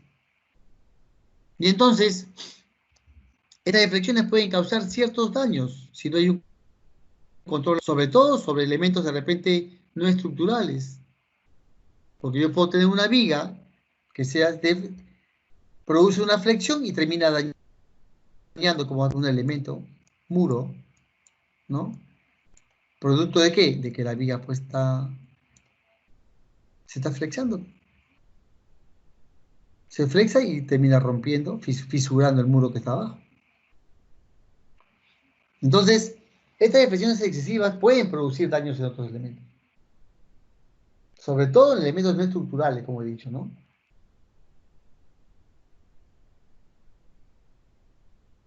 Entonces, mucho cuidado. A veces vemos puertas que no cierran bien, que están ajustadas, raspan con el suelo. ¿Producto de qué? De que una viga ha cedido, pues había una deflexión, ¿no? Y la puerta está que ya raspa con el piso, por ejemplo. O te asentaste en una losa, presentó una deflexión, de repente los pisos de las azoteas, por ejemplo, vas a tener problemas porque el agua ya no va a correr, por ejemplo, de acuerdo a la pendiente que le habías dado, ¿no? Aparte que visualmente de repente puede ser horroroso, pues, ¿no? Frente a alguien que vea que una viga está cimbrada, ¿no?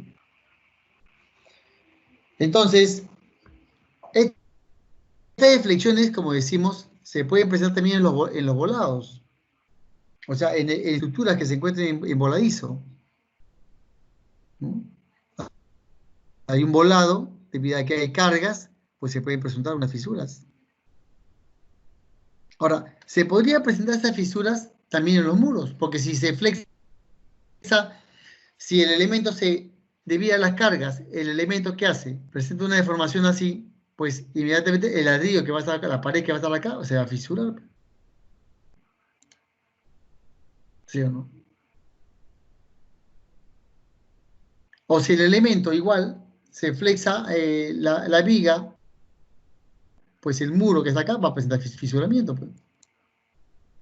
O otro tipo de flexión, porque acá hay transferencia de esfuerzo, pues. Acuérdate que el momento acaba así.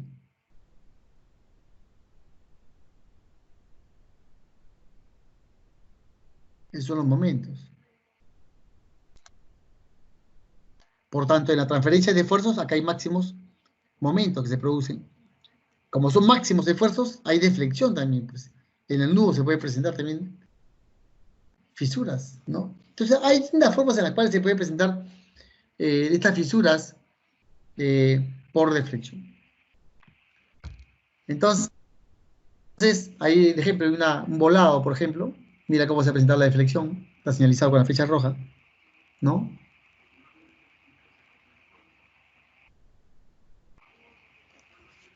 Entonces, ¿cómo evito yo la deflexión en las vigas? Pues podría ser uno aumentando pues el peralte de la viga. ¿No?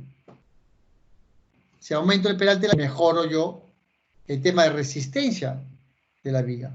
Por tanto, aseguro que no hay una deflexión. Pero también lo puedo hacer aumentando la cuantía de acero. En un volado, la cuantía de acero se supone que debe estar en la parte superior, que es donde se produce el momento de, en este caso, en un volado se produce el momento de tracción, pues se produce en la parte superior. Entonces, el acero que debe aumentar con mayor cantidad de acero es en la parte superior, no en la parte inferior. En una viga apoyada entre dos, la parte inferior es el momento de tracción, que es donde ponemos mayor cantidad de acero. Pero en un volado, la tracción se da en la parte superior, y es ahí donde tenemos que tener mayor cantidad de acero. ¿Se acuerdo? Sobre este volado que está acá, de esta, digamos que esta sea mi viga en corte. Yo debería haber colocado acá, digamos, mi fierrito acá, mi fierrito acá y mi fierrito acá. Y acá, de repente, colocaba solamente dos balitas, nada más, ¿no? Porque la máxima carga está acá arriba. Entonces, por eso que refuerzo más la parte superior que la parte. Acá ahora la tracción está acá. Y la compresión está abajo. Porque este está trabajando en volado. O sea, la viga trabaja así. ¿Cuál es su deformación? Así. Es su deformación. Por eso que la atracción está arriba. Por eso acá va más hacia. Bueno, entonces la viga que está simplemente apoyada, digamos, sobre dos elementos, un apoyo simple y un apoyo móvil, pues acuérdate tú que las vigas que están apoyadas cuando el apoyo es simple, permite giro, ¿no? Pero no permite movimiento. O sea, acá no me puedo desplazar yo así. Esta dirección no la puedo hacer. Tampoco me puedo desplazar así. Sí puedo tener, ¿qué cosa? Puedo tener giro. Giro puedo tener, pero no tengo movimiento. En Y estoy restringido. Como estoy restringido en Y, por eso necesito una reacción, pues. Porque no tengo yo movimiento en Y. Tampoco tengo movimiento en X. O sea, acá tampoco tendría movimiento. A de Y, A de X, perdón. Solo que para este ejercicio A de X es cero, pues, ¿no? Porque no tengo fuerza horizontal, por eso que no lo puse. ¿No? A de X es cero.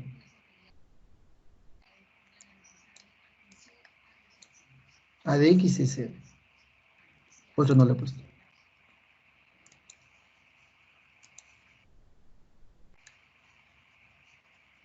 ¿Ya? A de X es cero.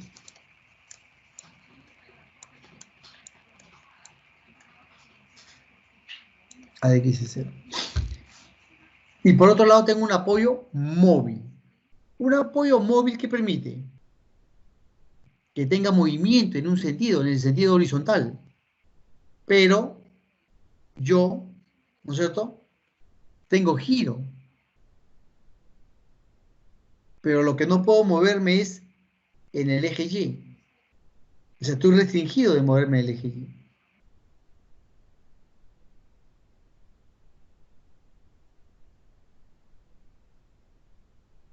Entonces, una viga simplemente apoyada.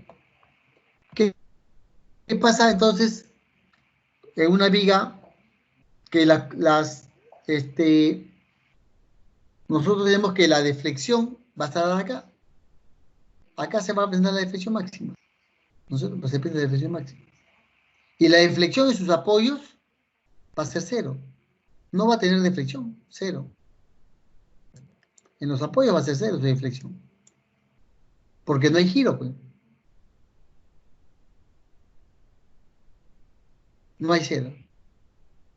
Es cero entonces. Ahora, veamos cómo calculamos nosotros la deflexión máxima. ¿Cómo consigo yo la deflexión máxima? Fácil. La deflexión máxima está dada por esta fórmula. Esta es la deflexión máxima de cualquier elemento. Deflexión máxima, o sea, se va a flexionar todo esto. ¿Cuánto es esto que está acá? ¿No? Ese valor de acá, este valor de acá, ese valor de acá. ¿Cuánto es? 5 veces por la carga Q por L a la cuarta sobre 384 por E y por I. Donde E, ¿quién es? Es el módulo de elasticidad. El E es el módulo de elasticidad. Módulo de elasticidad del elemento. Si es concreto, será del concreto, pues. ¿No? Módulo de elasticidad del concreto.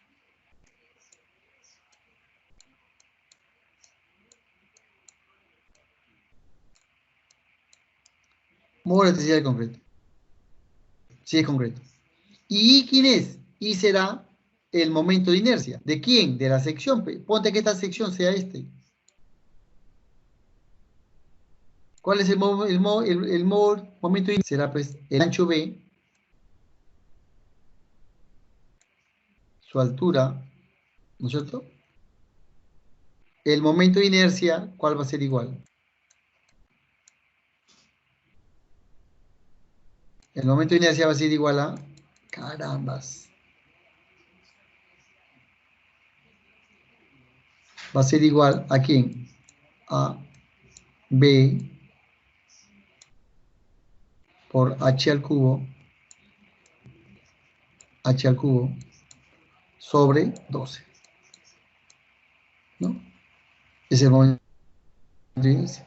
O sea, tienes la longitud, tienes Q, que es la sobrecarga, este Q acá es el Q de acá, ¿ya? Es igual W, ya lo borro el W, si no, para que se quede con Q. La carga, que es kilogramos por metro. ¿No? Kilogramos por metro. Es la carga. Entonces, tienes la carga Q, que es esta. Esta carga que está acá es la carga que está acá. La carga Q. El L, que lo conoces, 384, que es un número constante. E es el modo de elasticidad del concreto. Y es el momento de inercia. Y con esto calculo la deflexión máxima. Multiplico nomás y calculo la deflexión máxima. Y es B por H al cubo sobre 2. Listo, y calculo la deflexión. Bien, entonces, la deflexión entonces de una viga, como ves según la fórmula, ¿de qué depende? ¿De qué depende la deflexión de la viga? Va a depender de qué? Del claro, de las cargas, de la luz, de la carga, del material, módulo elasticidad material. ¿Y de qué? De la inercia de la sección. ¿No es cierto? Si mi inercia es chiquita, ¿cómo sale mi deflexión?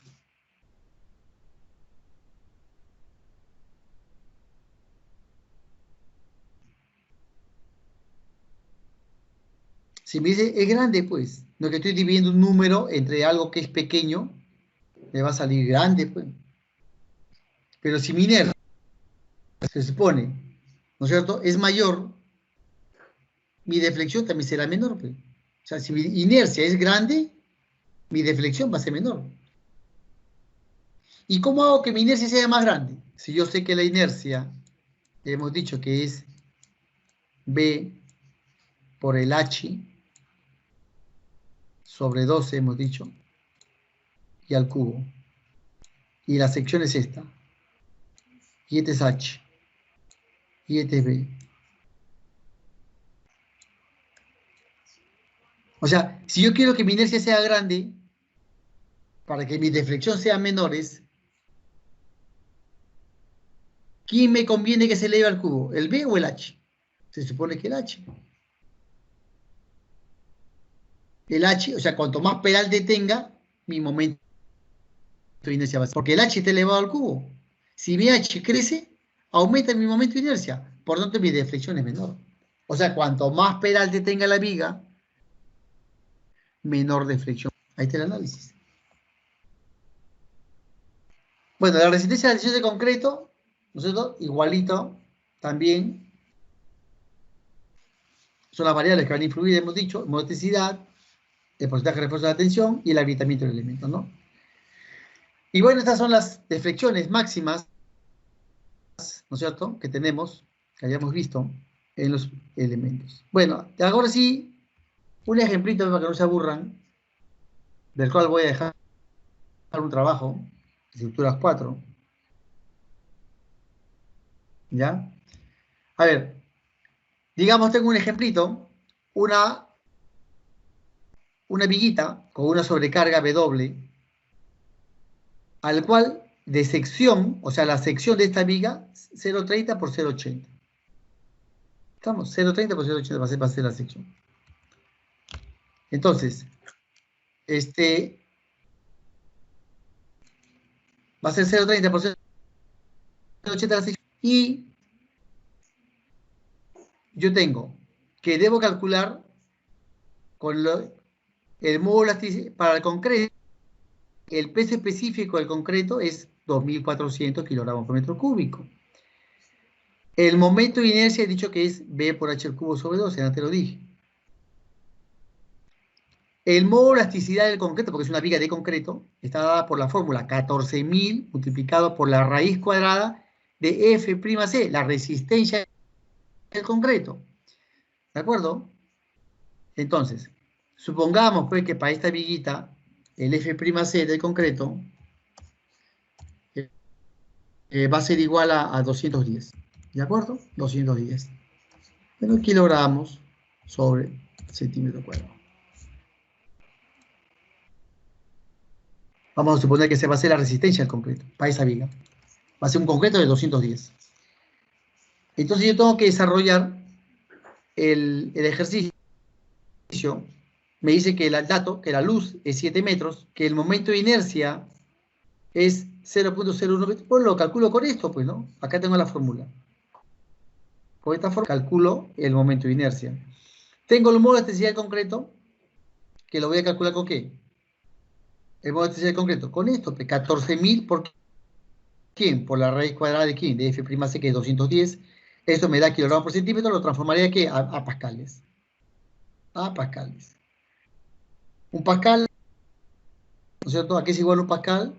Es igual a, es metro por segundo al cuadrado, ¿no es cierto? Un pascal, ¿no es cierto? Entonces 9.8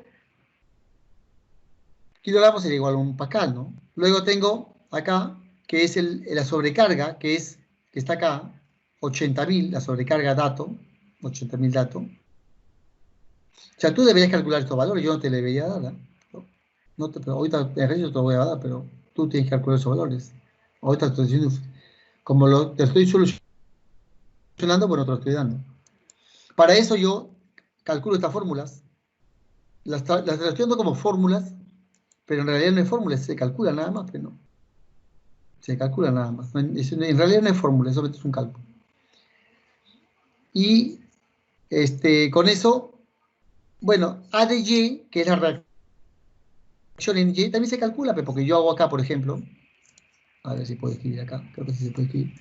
Digamos que haga la sumatoria de, como no tengo el símbolo sumatorio, o sea, a ver, insertar, símbolo, sumatoria, acá está. Sumatoria, insertar, cerrar. ¿Sumatoria de quién? De fuerzas en el eje de las X, en el eje de las Y, perdón. En el eje de las Y es igual a 0, ¿sí o no? ¿Qué sería? Sería que la reacción de AY, ¿no? Más la reacción de B de Y, es igual a 0, ¿sí o no? Es igual a 0. Primera ecuación. ¿Qué más podría hacer yo? Podría aplicar otra ley de Newton, ¿no? ¿Cuál es la segunda ley de Newton? Sumatoria de momentos. Sumatoria de momentos con respecto a un punto, pues. Al punto A, al punto B, no sé. Digamos que sea el punto B. Momento con respecto al punto B. 0. ¿Qué tendría? Tendría de Y que multiplica ¿a quién? Que multiplica a L, que es la luz. Me produce momento. ¿Qué momento me produce? ¿Positivo o negativo? Si va en el sentido de las agujas del reloj, me produce momento positivo. Si va en sentido contrario a las agujas del reloj, me produce momento negativo. Entonces, A de Y, ¿qué me está produciendo? Momento negativo, ¿no es cierto? Entonces será momento negativo. Momento negativo.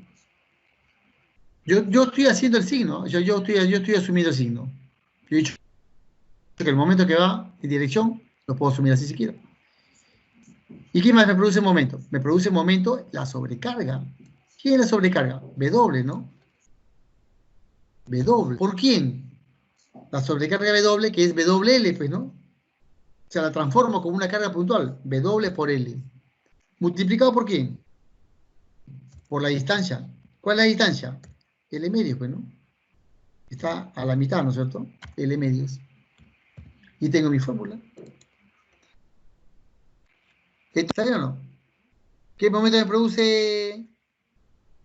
Momento positivo. ¿Sí? Entonces, ¿cuál sería mi ADY? ¿Está bien o no? A ver, ADY por L, ADY por L, momento. Correcto, ADY por L. Y, a ver, vamos a hacerlo así. ¿Dónde está? ¿Hay curva o no hay curva?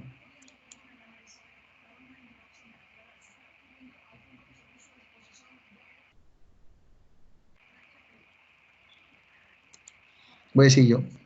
¿Dónde sí? Cuando cuando mi momento va así, Yo le voy a decir que mi momento va a ser, de repente, ya a ver, vamos a crear un signo. Cuando va a ser así, mi momento va a ser, yo le voy a decir que va a ser esta, la letra. Este momento va a ser, vamos a crear un signo. ¿Qué signo quieres que sea? Digamos que sea el signo menos, ¿no? O más. Vamos a ponerle, cuando va el sentido del reloj, que sea negativo, ¿no? O positivo, cualquier otro signo es igual.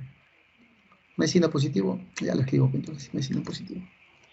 Positivo, ya está, signo positivo. Cuando está así, va a signo positivo. Va a signo positivo. Y cuando va en el sentido contrario, será negativo, pues no será negativo. Por eso digo yo, el momento allí me está produciendo un momento que va en este sentido. Será entonces positivo, ¿no es cierto? Positivo. Y el WL me produce un momento que va acá. Será lo contrario, será negativo. Negativo. Ya, pues. Despejo nomás, pues, entonces. Despejo nomás. ¿Cuánto me quedaría allí? Allí me estaría quedando igual a quién? A B por L. Este es B por L sobre 2. B por L sobre 2. B por L sobre 2. Entonces, allí me quedaría ¿cuánto? L medios. Y L medios, escribir acá no es como escribir con lapicero o con...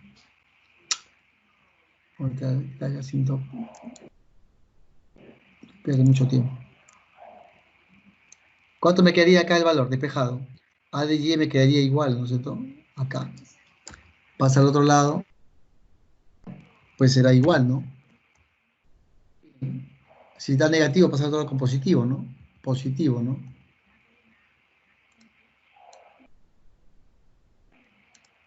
¿Sí o no? ¿No? Y de aquí tengo L arriba, L abajo. Me puede B por E.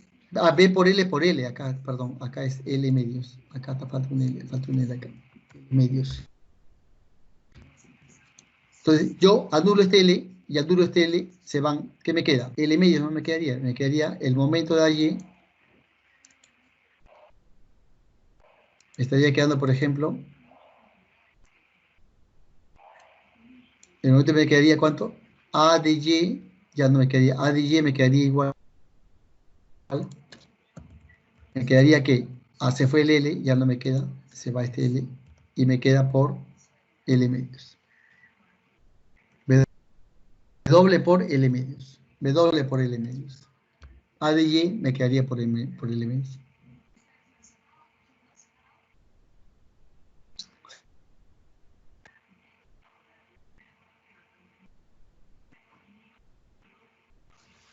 Entonces, de esa forma yo calcularía el valor de A de Y. Ya tengo A de Y. Ya pues. De igual manera puedo calcular el valor de quién, de B, ¿no? B también podría calcular igualito, haciendo un corte acá, ¿no? Podría calcular de B, ¿no? Hago un corte acá y puedo decir igualito. A de Y, puedo decir yo, por, ¿no es cierto? W, la carga, por su distancia, una distancia X, ya tengo el valor del cortante, ¿no? Igual calculo. Pero voy a, te estoy dando aquí el ejemplo que tú calcules, que tú desarrolles con estos datos, que te estoy dando como datos, como fórmulas, aplica la fórmula solamente, ¿de acuerdo? ¿Quién es B? ¿Quién es M? V es el cortante, M es el momento, D es deflexión. Esta es la fórmula de deflexión. Este valor C1 es el valor que está acá, es una constante, con esto lo calculas. Este es el valor de AY, que lo vas a reemplazar los datos. Tiene W, tienes L, tienes 2, sin ningún problema, trabajas. Y ya trabajas acá. Ahora, ¿qué hacemos? Que tú tienes que desarrollar, reemplazas todo esto, eso te baja de trabajo, por si acaso. Vas a reemplazar nomás sobre las fórmulas que te he dado. Ya no tienes que demostrar las fórmulas, yo te he dado las fórmulas. Vas vas a agarrar y vas a hacer esto. Bueno, vamos a ver. A ver. Acá están los datos. Tengo el FC 210, el B 030, 080, todos los datos que he puesto, que te he dado arriba en el trabajo. Y reemplazo, pues, ¿no? En mi ecuación y digo, por ejemplo, ¿cuánto me sale según lo que tú vas a hacer esto igualito? Para una distancia de ¿cuánto he dicho? O sea, de 0 a 7 metros, o sea, de 0 a ¿dónde? Hasta 7 metros dije, ¿no? Ahora 7. Acá. De 0 a 7. Vamos a pintarlo con un colorcito. Ya, 0 a 7 metros. De 0 a 7 metros, ¿cuánto es mi CNS? C es la deflexión. Este valor de C es la deflexión. No, el V es la deflexión. C es la constante. V es la deflexión. A los 3 metros y medio, que es la mitad del centro de claro, de los 7 metros, el centro de claro, ¿cuánto es la deflexión? 0.009828. O sea, se está deformando ¿cuánto? Menos de 1 milímetro. No llega al milímetro. ¿Te das cuenta? Una viga de 7 metros con una característica de 0.30 por 0.80, su deformación es menos de 1 milímetro. Mira lo que se deforma esa viga, menos de 1 milímetro. O sea, la viga, este es el momento máximo, este es el cortante que se presenta en la viga, y este es la deflexión. ¿Qué pasó? Se rayó el Excel. Y esta es la deflexión. ¿Cuánto sale la deflexión? 0.001, la deflexión máxima. Y en los apoyos de la deflexión, ¿cuánto era? Dije, 0. Deflexión. Tú vas a hacer igualito, ¿ah? Me vas a hacer tu gráfica de momento, tu gráfica de cortante, tu gráfica de deflexión. Y vas a tabular acá con las fórmulas que yo te he dado, vas a tabular tu valor para X a cada 10 centímetros. O sea, por ejemplo, yo quiero saber la deflexión de X a 1 metro. ¿Cuánto fue lo que se debe deflectar a 1 metro? 0.004 milímetros. Metros, perdón. 0.004 metros. Sería la deflexión a 4 metros. O sea, acá 0.004 a 4 metros. ¿No es cierto? Entonces yo tengo la deflexión. Para cada metro yo tengo a 2 metros. ¿Cuál es la deflexión? 0.007. A 2 metros.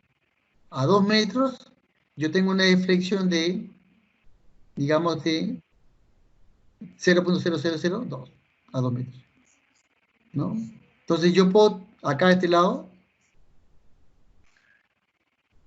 tú tranquilamente puedes trabajar sin ningún problema.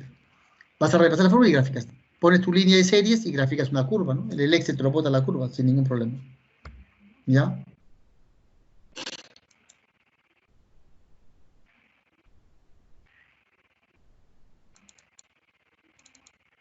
Se me han movido hasta las ordenadas, creo.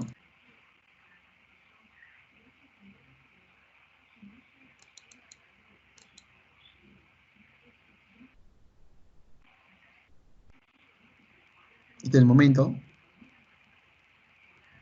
Y el cortante X está acá.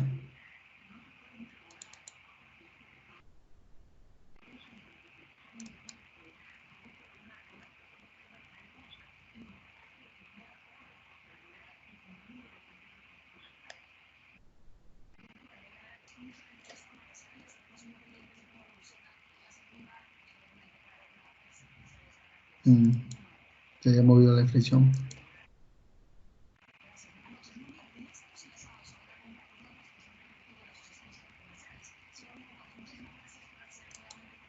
Este es el metro, la deflexión que está dando, y esta deflexión que está dando en metros. Listo. Ahora sí, 7 metros, 7 metros, 7 metros.